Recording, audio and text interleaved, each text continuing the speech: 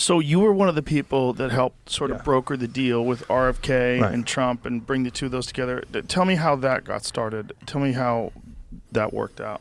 Yeah, I mean, when I think about that story, I literally think about 2021, our mom abruptly dying of pancreatic cancer. She was taking a hike, got a pain in her stomach, got a text the next day after getting a scan saying she has stage 4 pancreatic cancer. We rushed to her side. She died 12 days later, just totally surprisingly. And Casey and I, on her gravesite, literally hugged each other and said, we want to write a book and we want to make this and evangelize this, inspired by you and others. We want to evangelize this and add the chorus to prevent what's happening, because so many Americans are on this pharmaceutical treadmill, and then the cancer is random. It's not random. Like all these warning signs that were missed with my mom, her prediabetes, her high cholesterol, her high blood pressure, those were pilled, not seen as gifts to get to the root cause. And then she was chopped down by cancer. This is happening to everyone. So we want to evangelize that. And we've been on the path as best we can with companies and evangelizing. And through these amazing podcasts like Tucker, we got connected with people. So got to know RFK, got to know Democrats, and got to know the Trump campaign.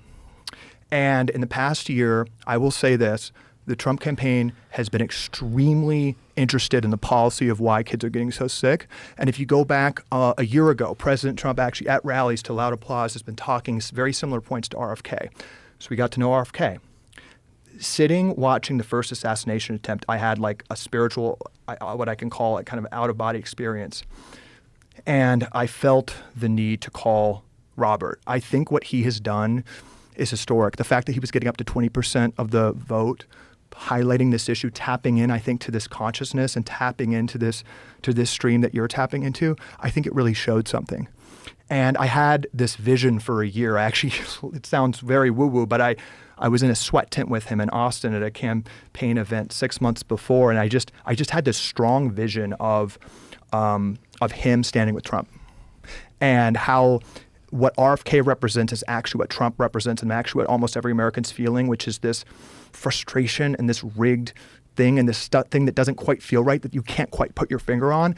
And it was so clear to me that how RFK talks about health personifies this overall kind of institutional capture. It makes it real for people in a really visceral way because it's clearly impacting their kids. So that was all the context. Picked up the phone, called him, and just urged him, as a supporter, as a lowly supporter, to consider maybe this is the time, as President Trump put his fist up, with all this momentum. There's rare moments in history where the deck can change. And I really felt, and he felt, like this could be a realignment of American politics, because that moment felt very heavy after the assassination.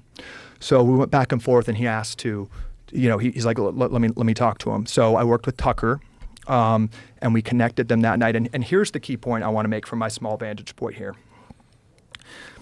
They had weeks of conversations, and there was not a discussion of polling. There was not a discussion of the horse race and how this would impact the race. These were tear-filled conversations about why kids are getting so diabetic, about why we have such obese children in the United States, about why we have a fertility crisis. Like, this was a true connection of these two men, and a true deep bond, which I think you're seeing out there on the campaign trail, that this transcends politics, and Trump wants this to be a generational issue for him.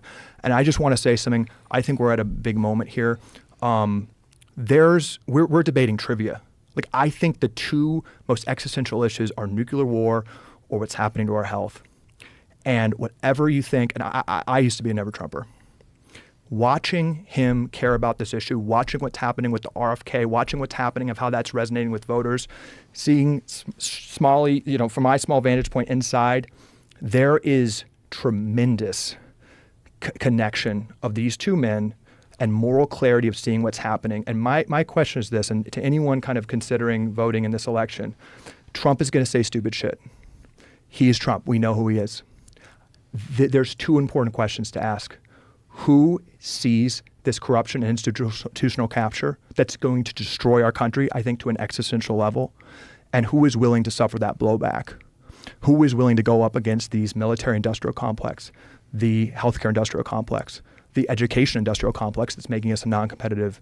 Like, they are ready. Who is going to appoint? This is a question I have. Who do we believe is going to appoint people like RFK, people like Elon Musk, to stir stuff up? Who is going to do that? Like, that to me is the foundational question.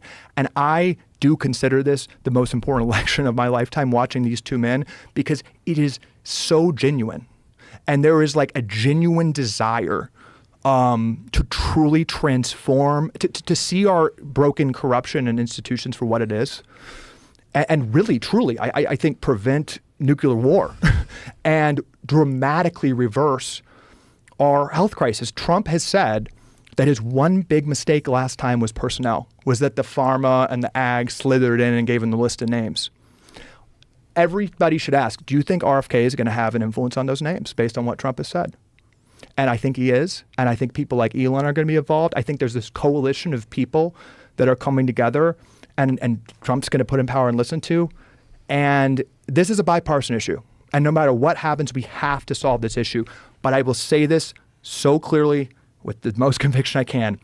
We will be on the verge, I think, of a health population collapse, societally destabilizing event, unless true executive leadership sees this corruption and this issue for what it is and says we need a radical transformation in how we see agriculture and how we see health, our two largest industries. I think we have to have that. And every single member of Congress I meet with, including Democrats, say that in order for this issue to get done, we need a president to make this the priority, to talk, because that gives us air cover, and there could be transformational change if a president does that. So that's what I've seen from being in this. And I can tell you, President Trump has kept every promise to RFK and deeply cares about this issue.